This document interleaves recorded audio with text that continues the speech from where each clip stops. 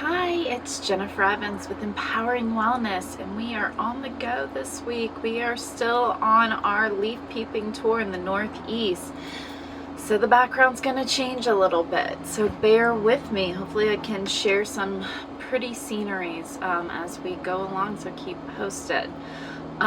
This week we are looking at values and acceptance, and really what we're focusing on is the good enough self. And so we're going to jump into that by talking about enjoying the little things in life.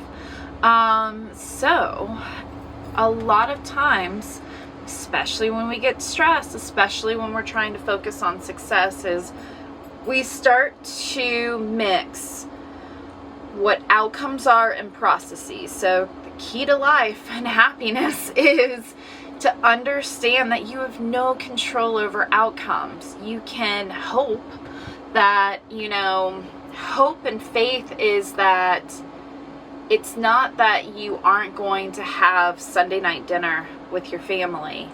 You're going to have Sunday night dinner with your family. Hope and faith is that you get your favorite meal. You get steak and potatoes for Sunday night dinner. You really don't care if you get steak and potatoes, but it would be nice. But what matters is you're getting what it is that you want. You're getting the outcome that you want, which is that time with your family. So whatever your values and beliefs are, you can't control the outcome. But you have hope and faith that it will... that you'll get every aspect of your favorite things when the outcomes do happen for you. And so our goal is to put out as many processes as we possibly can so that we leave ourselves available to help others achieve their goals, and we leave ourselves available so others can engage with us to achieve our outcomes and our goals. And so that was a bonus on the secret to life. So how do we do this with the little things? How does it all relate? I promise it always does. It relates because when we're so outcome focused and we're trying to have processes as outcomes, and that just doesn't work, then we miss little opportunities to find joy, to find value, to find growth, to find wins. And so because we want the steak dinner with our family, instead of saying, well, having the family is really all I wanted, I don't really care, like that's a detail that really doesn't matter. What we're doing is we're focusing too much on the steak, and we're missing out on what our value is, which is that time spent with family. And so those are the ways in which we're not necessarily gaining value out of the small things in life, of being able to have these little mini times spent, these phone calls that we get, these FaceTimes that we get, the messages, the times that we are able to just be available and realize that this actually is reminiscent of exactly what I wanted, and I totally looked it over.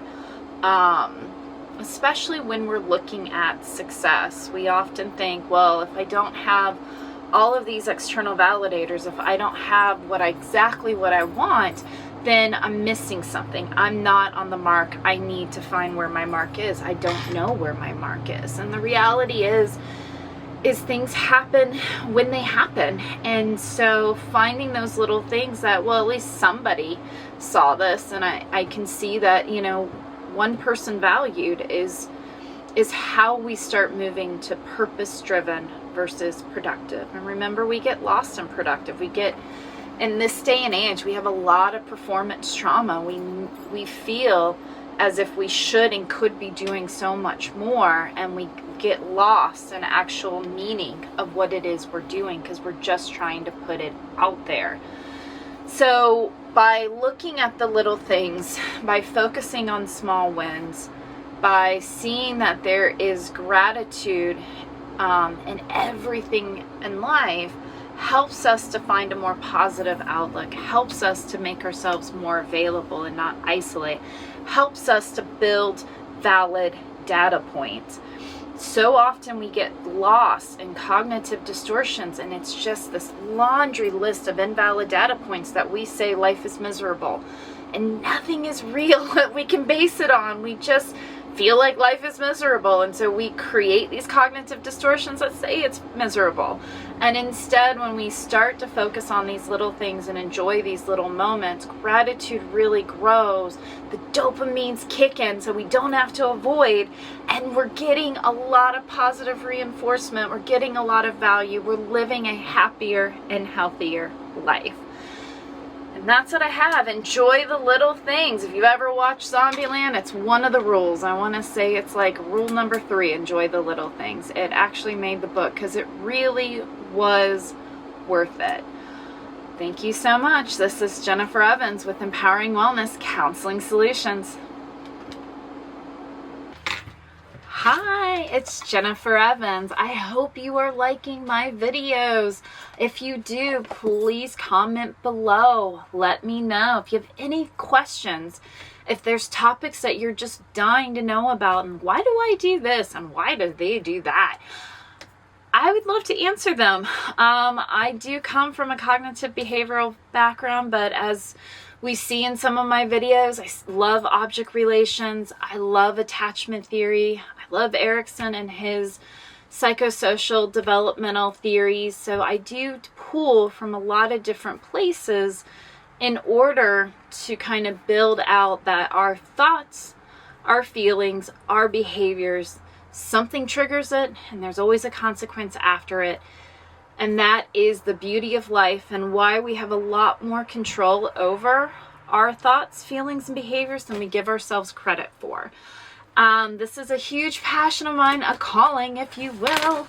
And I am here to support you. I've written 2 books, and I've got, the goal is 3 a year. So I've got several that are coming out in different, on different topics. But what we have right now, and you can go click on the Amazon link in the video descriptions below, but we have Saying Goodbye to Bad Brain.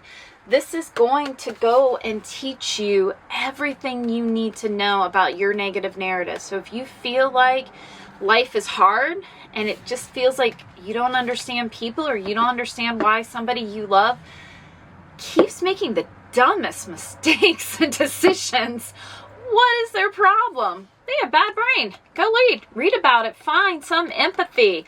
Find some grace, because that is just them recapitulating their past. And we do it for ourselves, and other people do it to us. And so when we know what they're doing, it makes it feel a lot less annoying and a lot more like we have agency over those experiences. So Saying Goodbye to Bad Brain.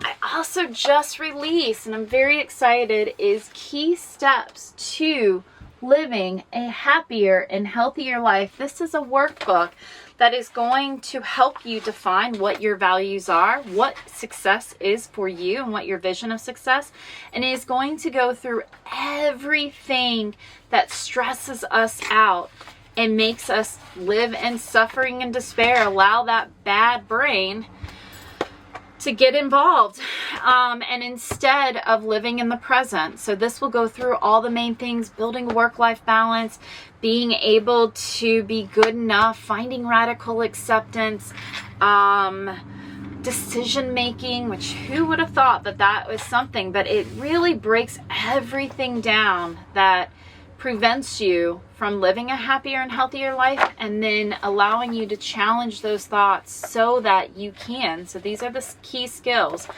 So in my practice, I take the ABC model from Albert Ellis, through CBT, and I kind of open it up to this kind of overarching trajectory. And so we have awareness, acceptance, action. So the 3 A's of my treatment, support with others, whether that's coaching or in therapy, through my books, and I have success groups as well. So I've got a lot of supports, and I use the same model. And that is, we need to build awareness about kind of why we do the things we do. We accept it. We don't agree, but we accept, okay, this is kind of my trajectory. I can see how it all comes together. I see trending patterns. I see how I act the same way. Actually, I get frustrated, but yet I'm acting the same exact ways because it is predictable, because that's my brain. It's bad brain working. It's a really good book. And so then we have action. And so I teach you lots and lots of ways to understand what the brain is doing and how to counter, how to challenge, counter, and do opposite actions.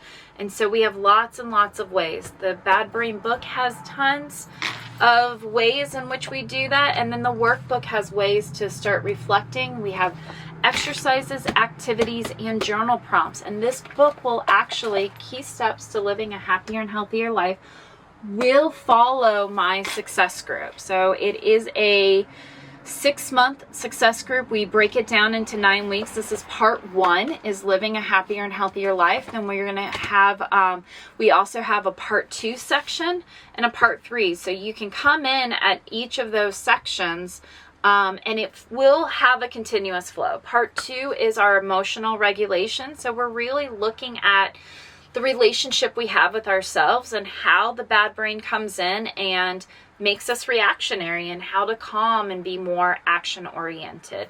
Part 3 is interpersonal skills. How do you relate with others? How do you make yourself available?